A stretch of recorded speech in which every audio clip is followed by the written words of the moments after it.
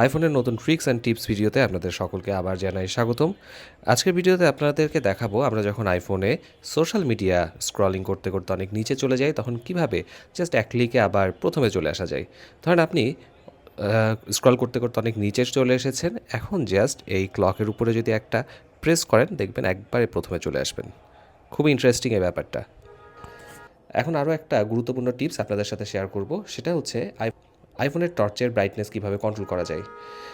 এজন্য প্রথমে টর্চের আইকনের উপরে কিছুক্ষণ চেপে ধরে রাখুন, দেখবেন ব্রাইটনেস কন্ট্রোলের অপশন এসেছে।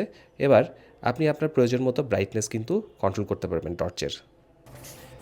আমরা জানি আইফোনের স্ক্রিনশট অনেকভাবেই তোলা যায়, এর আগে দেখিয়েছি ব্যাকট্যাপ করে কীভাবে স্ক্রিনশট তোলা যায়।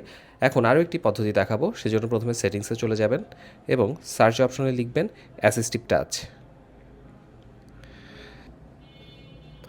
এখানে দেখবেন তিনটি অপশন আছে, single tap, double tap, long press.